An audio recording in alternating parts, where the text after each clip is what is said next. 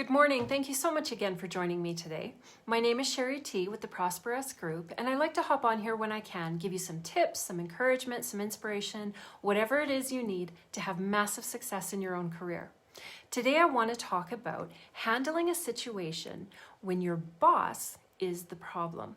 I want to talk about the power of having those uncomfortable conversations.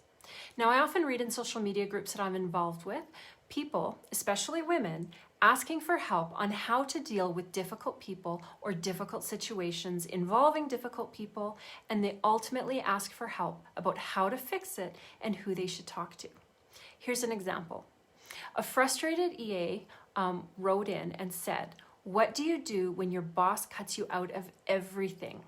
He omitted to tell me he was going home early yesterday, and he always finds excuses not to have our morning meetings because he's so busy, but he's got time to socialize with his favorite staff members as soon as I walk out of his office." So, I am here to tell you that the solution is often so much less complicated than you're making it out to be. How many of you have watched Hunt for Red October, the movie? There's a scene where a missile is headed straight for Sean Connery's submarine, and there's no way to stop it, and everybody is certain that they are going to die. So what does Sean's character do? He orders the submarine to turn directly headed for the missile, and everybody thinks he's crazy. But it works. The missile harmlessly bounces off the nose of the submarine and falls to the ocean floor unexploded. By turning into the missile instead of running from it, it shortened the distance to impact, confused it, and rendered the danger powerless. So I'm telling you, turn into the missile. Go directly to the person causing the issue, or at the very least, the person capable of solving the issue, and have that difficult conversation, even if, actually, especially if they are the issue. If they are the missile, one of three things is going to happen. One, they were unaware of the the consequences of their actions, and they will change. Two, they will be completely closed off, and now you've got the freedom to choose whether or not you want to remain in this situation. Or three, they will open your eyes to another perspective you didn't think of, and you will now be able to pivot yourself and grow. But in any one of those scenarios, one critical thing will have happened. You will have been heard. You will have exerted a measure of courage to speak up and exercise control over your surroundings and your life. This seemingly small act will strengthen that part of you that wants to be heard, that wants people to acknowledge that you have a voice. And an added bonus is that you are engendering respect from others, who will in turn come to expect that you are not one to tolerate bad behavior. So here's a few tips on how exactly to disarm the volatile nature that may surround the situation. First, check your energy. Make sure that you feel confident, grounded, and calm. Next, disarm them from the reaction you're afraid of by calling it out. An example would be for this executive assistant, "I would like to have a conversation about our communication. I hesitated at first because I was afraid that you would feel disrespected, or I thought that you might interpret it as criticism, or fill in the blank, about whatever reaction that you're afraid of." Your candor will be disarming, and now they're going to check themselves. Then subtly set the stage for how you do want them to react by suggesting it.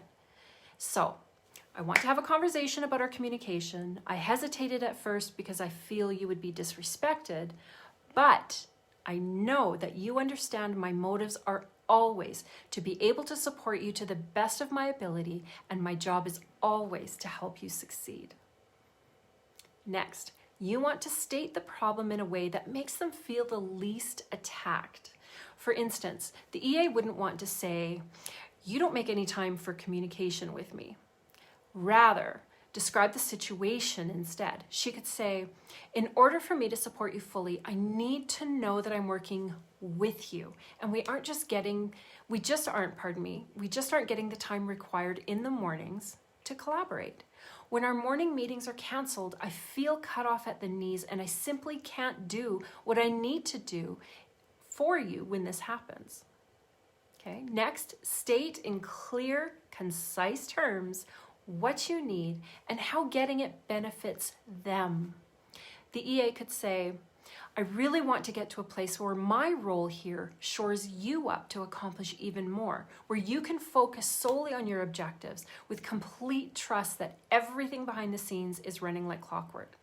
But to do that, I need to feel that our morning meetings are non-negotiable in your schedule. Finally, subtly get their buy-in by putting the ball in their court. The EA might say something like this. What do you suggest we do or change in order to make this happen? Can I structure our meetings differently or streamline it? What is not working for you that we can fix? Now, I acknowledge life is not an after-school special, so the conversation might not go exactly the way you want it to go. Yes, it might even get messy, but you can't avoid having it. You can approach it, however, in such a way to minimize the fallout, but the conversation must be had. If nothing else, you are deserving of being heard. So, in conclusion, to recap, 1, check your energy. You want their energy to calibrate to yours, not the other way around. 2, disarm the missile by calling out exactly what you're afraid of in terms of outcome or their reaction. 3, state the problem objectively without framing it as an accusation. 4, state clearly what you need. And finally, get their buy-in by getting them to weigh in. So I genuinely hope this helps. Please leave your thoughts or experiences in the comments. I read and respond to all of them. Also, please remember to hit like or subscribe. I also leave the Facebook link in the video description so that you can connect to our community and get notified about really cool stuff. So I hope you all have a very lovely day.